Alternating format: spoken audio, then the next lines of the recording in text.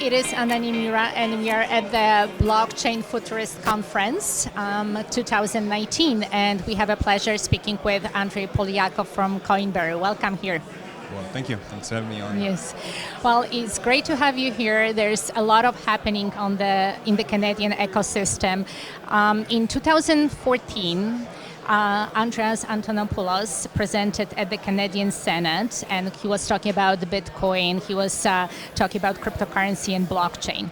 Now we are in 2019 with your company being 2 years old, and we have Coinberry offering services to Canadian municipalities.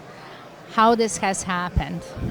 Yeah, so the industry has obviously grown and matured substantially over the past several years, and whereas even 2 years ago, 2.5 years ago, when we were starting the company, we were trying to solve certain friction points and barriers to entry. At this point in time, we are working with governments in Canada and providing them with solutions, because we feel that that's the future of adoption of cryptocurrency, and we feel that in order for cryptocurrency to get mass adoption, there needs to be actual use cases. And so working with governments and allowing residents to pay their taxes in Bitcoin, in this case, and Ethereum, using Coinberry services, was that logical and natural step towards mass adoption for us.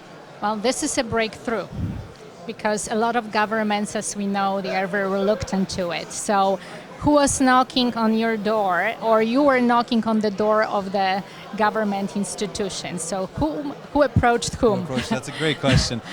So we were, one of our advisors is a great advocate for cryptocurrency in Canada, Kyle Kemper, and he introduced Coinberry to the town of Innisfil, which was the first municipality that we actually struck a project with, providing Bitcoin tax payment services.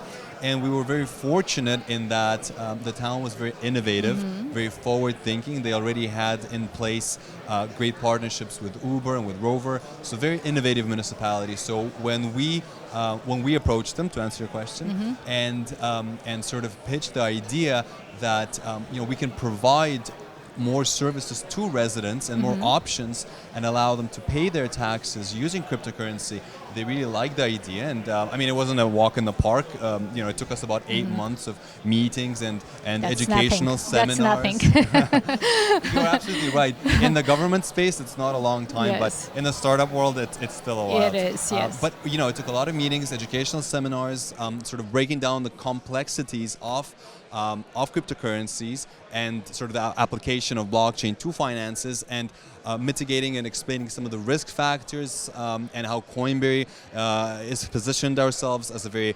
compliant-focused company in line with regulations, working very closely on licensing with the Ontario Securities Commission. So all those factors made the municipalities feel more comfortable working with us. And so when the vote took place in April of this year at the town of Innisfil, we were very happy to say there was a unanimous vote to launch this project. And we've actually had in I think April or May the first payment of taxes in Canada using Bitcoin, which is an amazing piece of history, really, that was made. So we can say that one of the things which was very appealing for the municipality was that, number one, you are compliant. You are fully registered, because you're registered with FinTrack as well.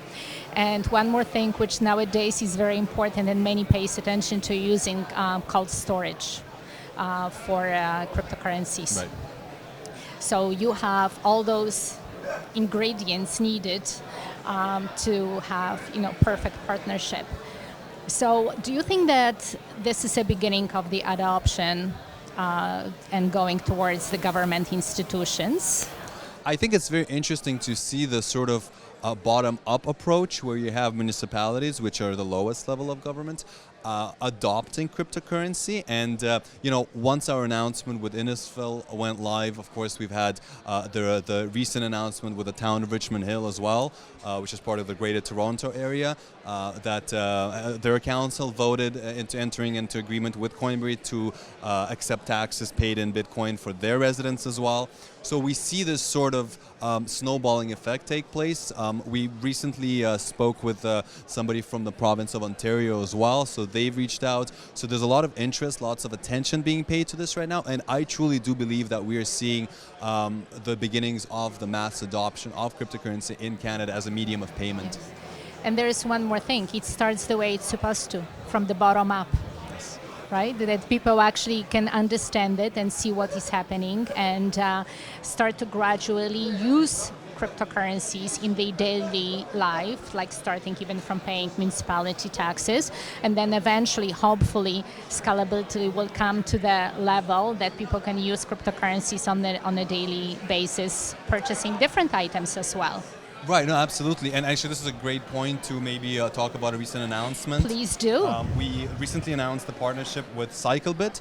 They are a POS manufacturer with over 250,000 merchants globally. They'll be entering the Canadian market, and their machines allow people to pay for goods and services using regular credit cards, but also using cryptocurrency as well. So Coinberry has partnered with CycleBit to process the cryptocurrency payments for payments made in Canada in cryptocurrency. So at the conference right now, you're able to actually buy a lot of things. You can buy your tickets using these machines.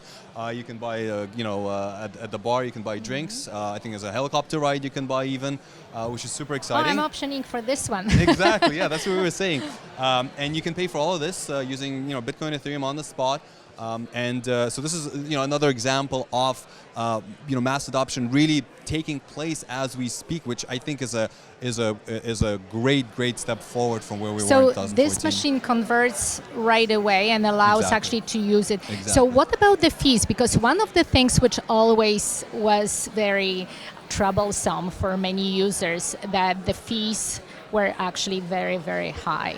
So how about using this machine? Am I going to pay for my coffee $100? No, absolutely not. So first of all, you got to remember, when you're paying with a credit card, you're paying merchant fees. There's 2.5%, 3.5% that's embedded in the price of a coffee that you buy at the store.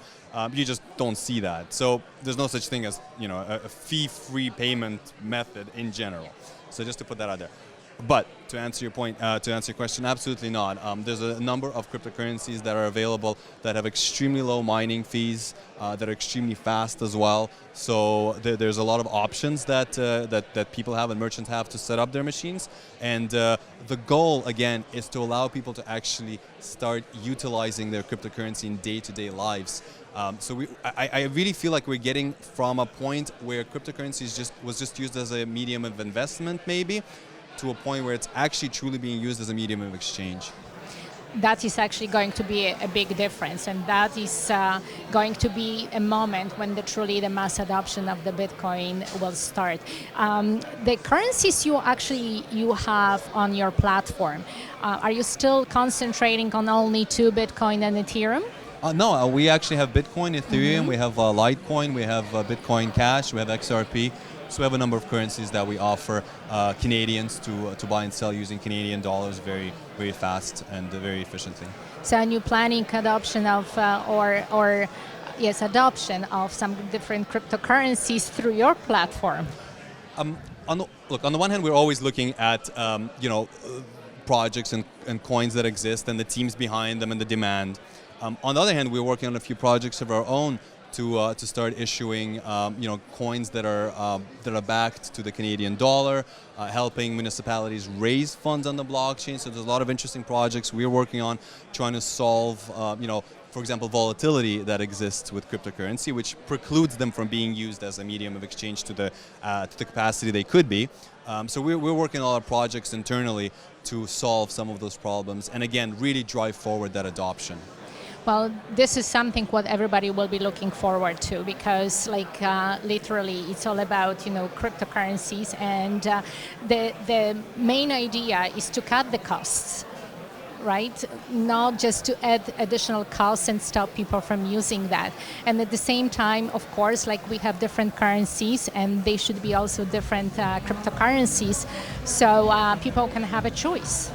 Absolutely, and to your point, when we approached the municipalities we were talking to, of course, one of the reasons that they like the idea is because A, it gives more options, but B, there are real cost-saving opportunities when you really start applying blockchain as a means, in terms of financial instruments, as a means of exchange. And so, what we see the first steps that we've taken in terms of Bitcoin tax payment was really just that. It was the first step. We were going to see a lot of very exciting projects, payment of other services, not just taxes in municipalities, payment of payroll, which is super exciting for us, in cryptocurrencies. And again, there's going to be a lot of adoption, a lot of news, and a lot of very exciting projects in the near future. Well, you definitely provided to the municipalities an offer they couldn't refuse, because that was truly a win-win situation.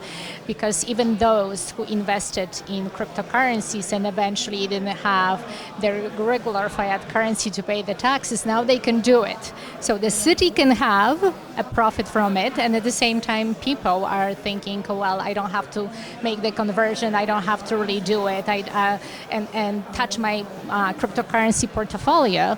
So that's fantastic option for the future, and I truly hope that there's going to be more open-minded municipalities which are going to adopt cryptocurrencies as a form of payment. I truly believe we'll start seeing that, because we've had a lot of interest. I mean, look, Coinberry has really positioned ourselves, and rightfully so, as a trusted partner, and obviously vetted by these municipalities. So once the doors open, more municipalities get comfortable, more different levels of government get comfortable, different government entities, they get comfortable. So we've had a lot of entities and governmental bodies reach out to us recently, again, because Coinberry has sort of broken through that, at least that perception that government is very slow to adopt. Yes, certain governments are, certain levels of governments are, but when you're a trusted partner, and when you take the time to really explain and educate and make people comfortable, it's not that scary. At the end of the day, it's not that scary. It's a new technology, and a lot of people don't know much about it. But if you take the time and explain it to them, they get more comfortable, and then they see the efficiencies that they can provide to their residents in the case of municipalities. So again, being a trusted partner is very important, but also taking the time and really educating people is equally important, I believe. And that's what it is, the education. This is actually a key for everyone to understand how cryptocurrencies work and what can be the benefits of it. Andrei, thank you so much. Really appreciate it. Pleasure speaking with you. Thank you so much for having me. Thank you so much. Thank you.